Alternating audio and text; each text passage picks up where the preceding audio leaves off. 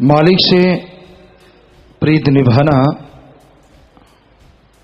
मालिक से प्यार करना अपने आप में इस कलयुग में हटके बात है, बेमिसाल बात है।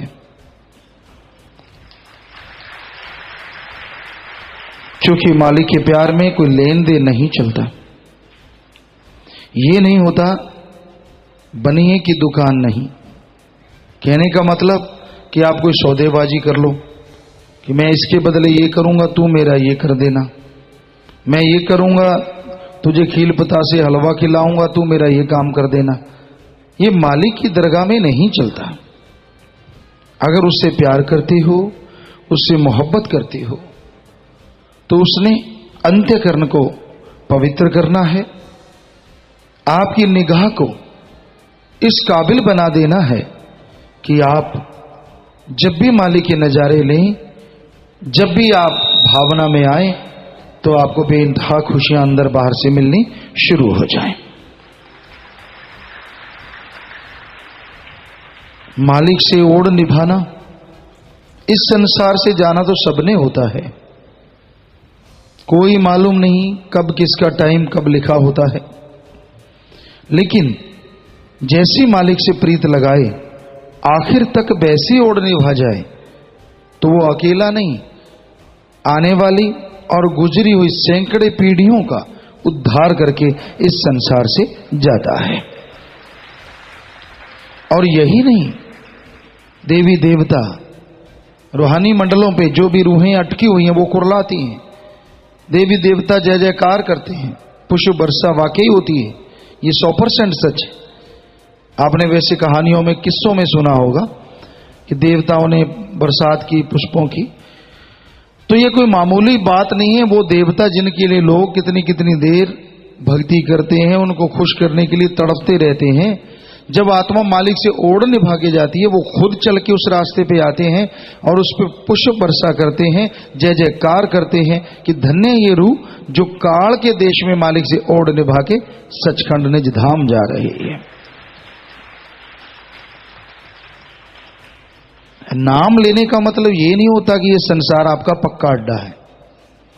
राम का नाम ले लिया, सोचो कि मैं इस दुनिया से जाऊंगा ही नहीं, ये तो गलत फहमी है, ये तो गलत। वो तो आपके पिछले कर्मों का निश्चित किया हुआ है। पहले बने परारब्ध, पाछे बने शरीर। पहले सारा शरीर के बारे में लिख दिया जाता है कि हाँ भाई ये शरीर बनने जा रहा है, इसमें फला आत्मा आनी है। मालिक के पास पूरा हिसाब किताब है।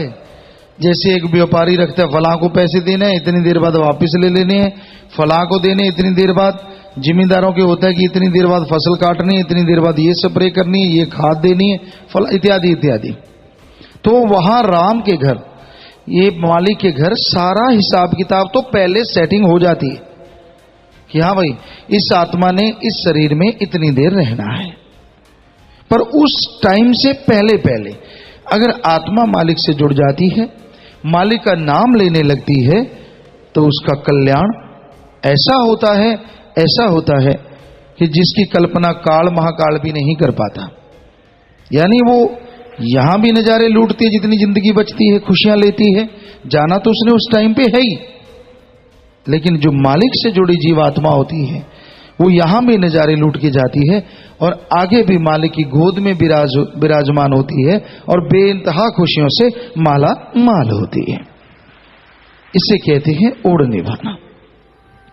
ये नहीं कि लोग आपको ताने मारें, लोग आपको गलत कहें कि भाई आप तो मालिक का नाम लेने वाले हैं, आपको तकलीफ क्यों, आप बीमार क्यों, आपके छोटे बच्चे की या बड़े की या फलां की मौत क्यों। सीधा सा जवाब है, वो तो मालिक का प्रावध पहले लिखा हुआ है। जब नाम भी नहीं लिया था, जन्म लिया था, तब से ही लिखा हुआ है। वो तो परमात्मा ने लिख दिया कि हाँ भाई इतनी देर आत्मा को इस शरीर में रहना होगा। तो वो तो सबने जाना है। लेकिन ये कहिए कि आपके वाली भटकती फिरेगी अगर नाम नहीं लिया, हमारे राम नाम अगर लिया है, तो मालिक की गोद में विराजमान होके निज धाम सचखंड सतलोक अनामी जाएगी। जमीन आसमान नहीं, जुगों जुगों का अंतर है इन बातों में। तो आदमी को हमेशा ही रूहानियत की सोच में रहना चाहिए। मालिक से दुआ करते रहो जो आपको जायज लगता है, भक्ति करते रहो, इबादत करते रहो। अगर आपका मालिक पे दृढ़ विश्वास है, आपको यकीन है, तो वो गलत तो कभी किसी का कर ही नहीं सकता। सवाल पैदा नहीं होता। वो तो कभी जो उनको बुरा कहते हैं, जो उनकी निंदा करते हैं, उनके लिए भी मालिक से दुआ करता रहता है। किसी को गलत क्यों कहेगा, किस लिए कहेगा? तो इसलिए आप मालिक की रमज को पहचानो, उसको जानो जो दोनों जहां का मालिक है। मौत जैसा भयानक कर्म वो काट देता है, लेकिन जो समय लिखता है मालिक कि भाई इस टाइम आत्मा ने आना है, तो वो बदलना मुश्किल हो जाता है। ये रह जाता है, यार ऐसे कर लेते, वैसे कर लेते, अगर वो मान लेते, अगर ये मान लेते। ये चीजें तो पश्चाताप के रूप में रहती, लेकिन अगर वो मान ली जाती तो हो सकता है मालिक कुछ का कुछ कर दे, लेकिन काल मानने नहीं देता, क्योंकि उसकी भी तो ड्यूटी है। वो इस तरह से बुद्धि को घुमा देता है, आदमी के ख्याल में भी नहीं रहता कि ऐसा भी हो सकता है। तो भाई सुमरन करो, ताकि मालिक से जैसा प्यार आपका लगा है उसमें लेश मात्र भी अंतर ना आने पाए। अपने आप को मजबूत रखो, इरादे बुलंद रखो। एक्सीडेंट में कितनी मौतें हो जाती हैं, किसी किसी घर के सारे खत्म हो जाते हैं। वो किसको लाना देंगे, किसको कहेंगे कि ऐसा क्यों हुआ? भगवान को नहीं मानेंगे तो भगवान को पहले कौन सा मान रहे होते हैं? अगर मान रहे हो, होना तो फिर भी एक्सीडेंट ही है, लेकिन फिर ना तो उस जान जब जाती है, आत्मा शरीर छोड़ती है, ना तो तब कोई दर्द हो, और ना ही जब इधर उधर आत्मा भटके वो मालिक की गोद में बैठ के निजधाम जरूर जाती है। ये अंतर पड़ जाता है जुगों जुगों का। तो भाई यही हकीकत है, यही वास्तविकता है। तो आप सोचिए संसार में ऐसा कितना हो रहा है। तो अगर कोई मालिक का प्यारा इस तरीके से चला जाता है तो आप उसके लिए पश्चाताप ना करो, सुमरन करो, क्योंकि जो मालिक के राह पे चला करते हैं उनकी तो कुलों का उद्धार हो जाता है। यहां तक हमारी बात है। हम तो भाई खाकसार हैं, चौकीदार हैं, सेवादार हैं, आपके जूतों में भी बैठने को तैयार हैं, क्योंकि जितनी आप हमारी मान बढ़ाई करते हैं हमें बिल्कुल भी अच्छा नहीं लगता। सवाल ही पैदा नहीं होता। हम तो खाक हैं, चौकीदार हैं, कुछ भी नहीं है। वो दोनों जहान का मालिक जो हर जग जहां में हर पल हर समय हर त्रिलोकी में मौजूद है, वो अल्लाह वाहिगुरु राम है। वो सब कुछ करन करावनहार है। हम तो सिर्फ चौकीदार बन के सबको आवाज देते हैं। हमारे सतगुरु मौला ने जो ड्यूटी लगाई वो निर्वाह वो ही करवाते हैं, और 100% उनके वचन है कि इतने साल करवाएंगे तो करवाएंगे। ये उनके वचन है। तो भाई इसलिए हम तो आपके सेवादार खाकसार। सेवादार खाकसार का मतलब ये होता है, आप गांव में नौकर रखते हैं, उसका काम क्या होता है? अच्छा नौकर वही होता है जो घर की संभाल रखता है, खेत की संभाल रखता है, मालिक से काम तो पूछता है, पर ये थोड़ी ना फसल बर्बाद हो रही हो बताए ही ना।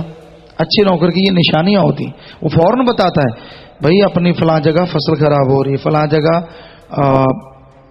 तेला लग गया, फलां जगह पे सुंडी पड़ गई, फलां जगह घास फूस ज्यादा है, खाद देने वाले इत्यादि इत्यादि इत्यादि।